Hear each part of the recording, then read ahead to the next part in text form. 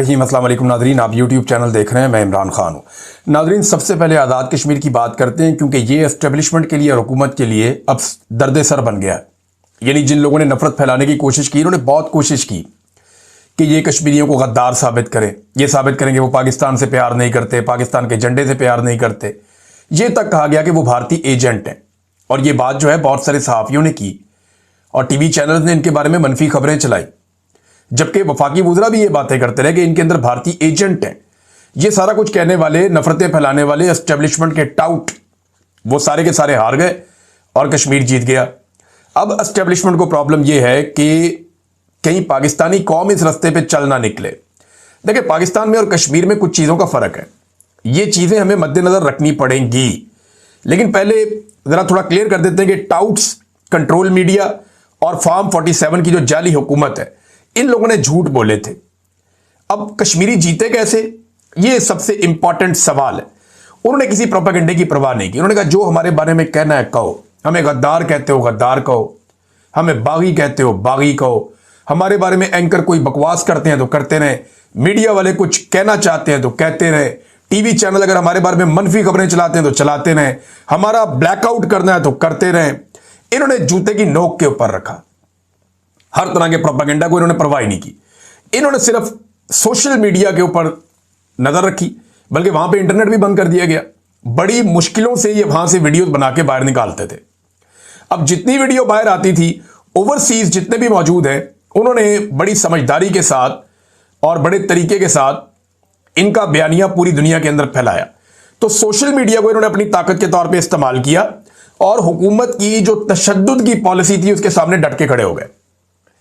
यानी ये, मैं अगर लफ्ज इस्तेमाल करूं थोड़ा सख्त लफ्ज है, लेकिन इन्होंने ढीठ बन का सबूत दिया कि तुम हमारे खिलाफ प्रोपेगेंडा करो, तुम हमें गद्दार कहो, तुम हमें बागी कहो, तुम हमें गाली दो, तुम हमें इंडिया के साथ जोड़ो, तुम हमारा ब्लैकआउट करो, तुम हमारा बाइकआउट करो, तुम हमारे खिलाफ मनफी और माइनस खबरें चलाओ और प्रोपेगेंडा चलाओ और बेशक हमारे ऊपर टॉर्चर करो। हम ये सारी चीजों को जूते की नोक पे रखते हैं।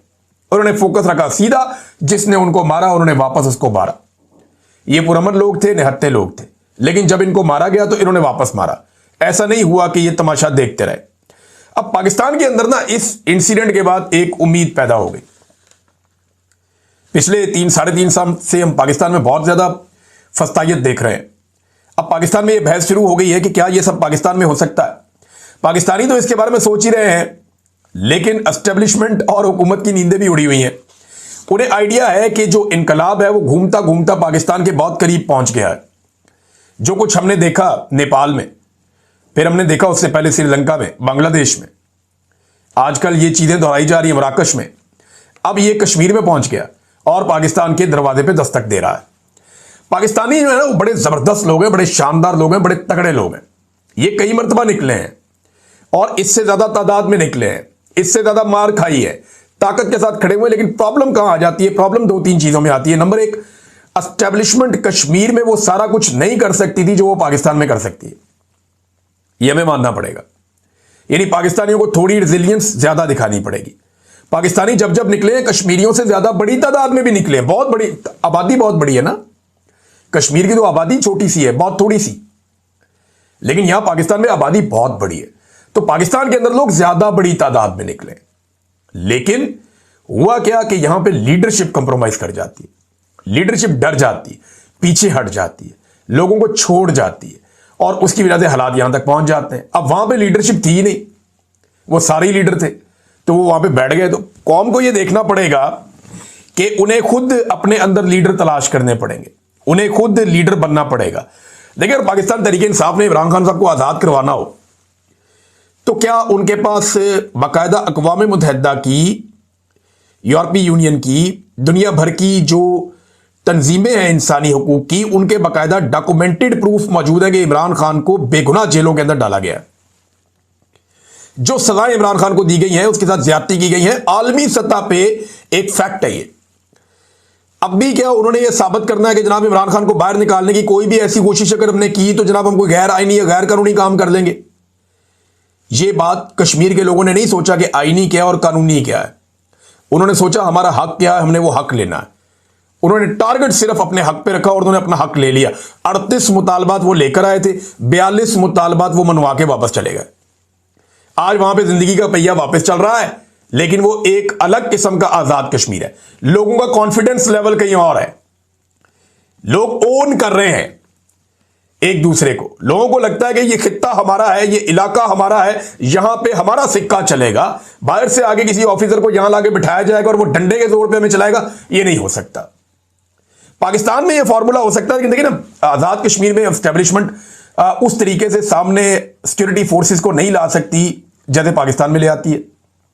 वजह यह है कि वो एक इंटरनेशनल मामला भी पाकिस्तान का चल रहा है, तो भारत भी उसको मैनिपुलेट करता है, इस्तेमाल करता है, उसके ऊपर आवाज उठाता है। लिहाजा पाकिस्तान अपना मुकदमा भी खराब नहीं करना चाहता था। दूसरा, पाकिस्तानियों को अब यह बात समझ लेनी चाहिए कि यही तरीका है, या घी सीधी उंगली से पाकिस्तान में नहीं निकलता।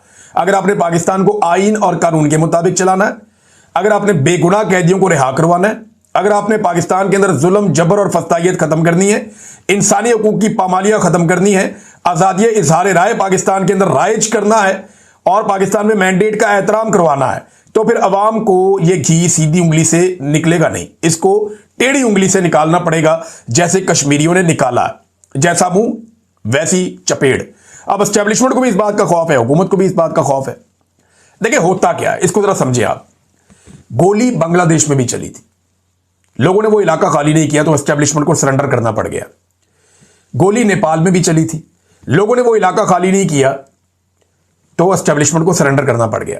गोली श्रीलंका में भी चली थी, लोगों ने इलाका खाली नहीं किया तो सरेंडर करना पड़ गया एस्टेब्लिशमेंट को। गोली कश्मीर में भी चली है, लोगों ने इलाका खाली नहीं किया तो एस्टेब्लिशमेंट को सरेंडर करना पड़ गया। गोली डी चौक में भी चली थी, क्योंकि इलाका खाली हो गया, गंडापुर निकल गया तो बाकी लोग उसके पीछे चले गए, लिहाजा एस्टेब्लिशमेंट ने सरेंडर नहीं किया। अगर ये गोली एक ही दफा चलाते हैं और जितनी चला सकते हैं मैक्सिमम, लेकिन अगर लोग डट जाए ना तो फिर ये घुटनों पे आ जाते हैं फौरन। ये पूरी दुनिया का एक ट्रैक रिकॉर्ड है और यही होगा पाकिस्तान में जब भी होगा। बहरहाल ये आजाद कश्मीर के लोगों ने हासिल क्या किया, जरा ये आप चीजें देखें। और कुछ लोग कह रहे थे उन्हें क्या मिला, तो जो लोग नफरत फैला रहे थे उन्हें तो कुछ नहीं मिला। वो जाके अपने ज़मीर से पूछें कि उन्होंने किया क्या है, और जरा शीशे में अपनी शक्ल देखें कि उन लोगों ने कितनी नफरत फैलाई कश्मीरियों के खिलाफ। और कश्मीरियों पे आफरीन है कि उन्होंने कोई नेगेटिव बात नहीं की, उन्होंने सिर्फ अपना हक हासिल किया। अच्छा जनाब, जो चीजें हासिल की कश्मीरियों ने वो क्या है, तो अवामी एक्शन कमेटी ने इस पे बड़ी जबरदस्त एक पोस्ट लिखी है। सोराब बरकत साहब ने, इनका ताल्लुक आजाद कश्मीर से है और एक शानदार पाकिस्तानी भी है और बड़ी ही रिस्पॉन्सिबिलिटी का सबूत दिया इन्होंने। अहमद फरहाद साहब ने, बशारत राजा साहब ने, ये मेरे तमाम दोस्त आजाद कश्मीर से, और बड़ी अच्छी इन्होंने रिपोर्टिंग की है। ज्वाइंट एक्शन कमेटी जो है अवामी, उसने बहुत सारी चीजें अचीव की हैं। यानी एक तो यह है कि मुकदमात का अंदराज किया जाएगा, जिन लोगों को कत्ल किया गया उनके बारे में मुकदमात का अंदराज किया जाएगा, और तहकीकात के लिए जुडिशियल कमीशन बनाना पड़ा तो वो भी बनाया जाएगा। ये एक नया उनका मुतालबा था, ये भी मंजूर हो गया। जानी नुकसान का मुआवजा दिया जाएगा, जितना सिक्योरिटी फोर्सेज को दिया जाता है उतना आम लोगों को दिया जाएगा। जख्मियों को 10 लाख रुपए दिए जाएंगे और 20 दिन के अंदर शोहदा की फैमिलीज में से किसी को सरकारी नौकरी फराहम की जाएगी। फिर तालीमी बोर्ड्स के हवाले से इनका एक मुतालबा था, वो मान लिया गया। जमीनों का मसला था, वो भी मान लिया गया। बल्दियाती निजाम का मामला था, वो भी मान लिया गया। सेहत के इकदाम हैं, वो भी मान लिया गया। यानी हर जिले के अंदर MRI और CT स्कैन मशीनें फराहम की जाएंगी। अब ये कोई भारत का मुतालबा है, और भाई पाकिस्तान से मुतालबा आ रहा है ना, तो जब पाकिस्तान से मुतालबा आ रहा है तो पाकिस्तानी कर रहे हैं। वो क्या कह रहे हैं कि हमारे सेहत की सहूलतें दे दो, तालीम की सहूलतें दे दो, हमारी रिफॉर्म्स कर दो, करप्शन बंद कर दो, मुराद वापस ले लो, वजारतें कम कर दो, लुटमार कम कर दो। ये इंडिया के मुतालबात हैं। इन लोगों को इंडिया का एजेंट बनाया हुआ था आपने। सारे मुतालबात अपने इलाके और अपने लोगों के लिए उन्होंने किए, और शानदार मुतालबात है कि ऑपरेशन थिएटर्स के अंदर और नर्सरीज कायम की जाए, ऑपरेशन थिएटर प्रॉपर कायम किए जाएं, बिजली का निजाम जो है उसको बेहतर किया जाए, इसके लिए 10 अरब रुपए फराहम किया जाएगा। काबीना और सेक्रेटरीज के हवाले से उन्होंने कहा जी काबीना की तादाद 20 से ज्यादा नहीं होगी। यहां जनाब ये इतना बड़ा, आगे 40-40 तक बंदे पहुंचा देते थे, उन्होंने कहा 20 से ज्यादा नहीं होगी। सेक्रेटरीज की तादाद भी 20 से ज्यादा नहीं होगी, वो भी कम करेंगे। एहतसाब और करप्शन का निजाम, ये भी उन्होंने कहा। बड़े मंसूबों के हवाले से बात की। साथ ही जो महाजरीन की निस्बत, जो बड़ा अहम मसला था जिसके ऊपर एस्टेब्लिशमेंट रूल करती थी आजाद कश्मीर के ऊपर, वो मसला क्या था कि ये बाहर से बंदे ले आते थे उठा के, उनको 10-10 वजारतें दे देते थे। 12 बंदे बाहर से लाते थे, उनमें से 10 को वजीर बना देते थे, उनके जरिए से फंड खा जाते थे। अरबों रुपए का, और उनके जरिए से आजाद कश्मीर में हुकूमतें बनाते थे और गिराते थे। जनाब ये तय पाया कि एक आला कमेटी बनाई जाएगी जिसमें कानूनी माहिरीन और नुमाइंदे शामिल होंगे। यह कमेटी आजाद कश्मीर असेंबली में मुहाजिरीन की नशिस्तों और उनके मुस्तकबिल पर सिफारिशात देगी। जब तक कमेटी अपनी रिपोर्ट मुकम्मल नहीं करती, इस हवाले से तमाम मौजूदा इंतजामात मुअत्तल रहेंगे। यानी ये मुअत्तल है अब सारे, और इनकी वजारतें भी 2 तक महदूद हो गई हैं। ये कमाल उन्होंने चीजें हासिल की हैं, जबरदस्त काम किया है। हत्ता कि अपने आटे के ऊपर भी उन्होंने बात की। उन्होंने कहा जी आटे की क्वालिटी अच्छी नहीं आ रही आजाद कश्मीर में, ये होती है कौम। आटे के ऊपर उन्होंने बात की। उन्होंने कहा जी क्वालिटी की बात करो हमारे साथ, सब्सिडी तो तुम देते हो लेकिन क्वालिटी गिरा दी आटे की, हमारे बच्चों को अच्छी खुराक नहीं मिल रही। तो उसके ऊपर जनाब उन्होंने कहा कि 50% देसी गंदम शामिल की जाएगी, 50% इंपोर्टेड गंदम शामिल की जाएगी। यह भी इसके अंदर मुआहिदा हो गया। यह है जनाब आजाद कश्मीर के लोग और यह है उनकी कामयाबी। नादरीन अब आ जाए जरा फलस्तीन और इसराइल वाले मामले पे, जहां पे शहबाज शरीफ साहब ने इस मामले को जिस तरह मिस हैंडल किया है, इसकी माजी में कोई मिसाल नहीं मिलती। नंबर 1, सबसे पहले शहबाज शरीफ ने क्या किया कि डोनाल्ड ट्रंप का जो मुआहिदा था उसको पढ़े बगैर साइन कर दिए और बाद में उसके ऊपर तारीफी ट्वीट भी कर दी और खुशामद की जमीन आसमान एक कर दी और डोनाल्ड ट्रंप की तारीफों को पुल बांध दिए उसी एक उनके मुआहिदे को लेकर, और उस मुआहिदे को पढ़ा भी नहीं। जब इसके ऊपर रद्देमल आया तो फिर अपने नायब के जरिए से यानी इसहाक डार के जरिए से मुकर गए कि जनाब ये तो वो मुआहिदा ही नहीं है जो हमने पढ़ा था। बाद में डोनाल्ड ट्रंप ने जनाब चौक में रख दिया इनको उठा के, आसिम मुनीर साहब को भी और शहबाज शरीफ साहब को भी, जनाब ये तो दस्तखत करके गए हैं, ये सारों ने दस्तखत किए हैं और ये मुआहिदा जो मैं पेश कर रहा हूं यही मुआहिदा। डोनाल्ड ट्रंप डट गया अपनी बात के ऊपर। अब बजाय कि शहबाज शरीफ साहब डोनाल्ड ट्रंप को जवाब देते, ये चुप करके बैठ गए। इन्होंने मुंह पे उंगली रख ली, इनकी जरूरत नहीं हुई वापस जवाब देने की। फिर उसके बाद जनाब इन्होंने एक और दावा कर दिया कि हमास मान गया है, फलस्तीनी मान गए हैं, तो आपको क्या एतराज है। तो फलस्तीनियों का रद्देमल भी आ गया, हमास का रद्देमल भी आ गया, वो दोनों नहीं माने। फिर उसके बाद डोनाल्ड ट्रंप ने एक और ट्वीट किया जो बड़ा सख्त था, उसकी तरफ से धमकियां लगा दी और उसने बकायदा बता दिया कि ये पहले दिन से मेरे साथ थे और उन्होंने दस्तखत भी किए हुए हैं उसके ऊपर, ये भी कह दिया। अब उसके बाद हमास का फिर जवाब आया डोनाल्ड ट्रंप के ट्वीट पे, तो इन्होंने बगले बजाना शुरू कर दी, रोला डाल दिया कि जनाब अब तो हम कामयाब हो गए, अब तो हमास भी मान गया, हमने अमन पैदा कर दिया। ये हमास का ट्वीट भी इन्होंने नहीं पढ़ा, उनका स्टेटमेंट भी नहीं पढ़ा। अंदाजा करें आप, डोनाल्ड ट्रंप को तो पढ़ा ही नहीं पड़ा था, हमास का भी नहीं पढ़ा और उन्होंने बगले बजाना शुरू कर दी। जब हमास को गौर से पढ़ा तो पता चला कि हमास ने जो स्टेटमेंट जारी किया है उसमें उन्होंने डोनाल्ड ट्रंप के अमन मुआहिदे के ऊपर अमल करने के दौरान जिन शिकों के ऊपर एतराज किया, लगभग 80% चीजों पर इख्तलाफ हो गया। यानी डोनाल्ड ट्रंप के साथ जो चीजें शहबाज शरीफ वगैरह और ये बाकी लोग सारे तय करके आए थे, उनमें से हमास ने 80% के ऊपर इख्तलाफ किया। सिर्फ इत्तेफाक उनका यह कि जंगबंदी की जाए, कैदियों का तबादला हो जाए। बाकी उन्होंने कहा जी इसराइल भी यहां से निकले, खाली करे इसको। साथ उन्होंने कहा जी फौरी तौर पे जंगबंदी करें। साथ उन्होंने कहा जी कोई गैर मुल्की हम यहां पे हुक्मरान नहीं मानेंगे, इसका निजाम चलाएंगे फलस्तीनी। साथ उन्होंने यह भी कहा कि यहां से नकल मकानी बंद करवाई जाए और जो इमदादी कारकुन आना चाहते हैं उनका रास्ता जो बंद किया हो वो रास्ता खोला जाए। तो ये वो और हथियार डालने से भी उन्होंने इनकार कर दिया फौरी तौर पर। और उन्होंने कहा हम कोई दहशतगर्द तंजीम भी नहीं है कि हम इसको तहलील कर दें हमास को। तो ये बहुत बड़े बड़े इख्तलाफात थे जिन पे ये इत्तफाक करके आए थे, हमास ने नहीं किया। अब इन्होंने उस पर बगलें बजाई, बाद में पता चला हमास ने तो कुछ और कह दिया है। यानी हर चीज के ऊपर ये उल्टे ही चले।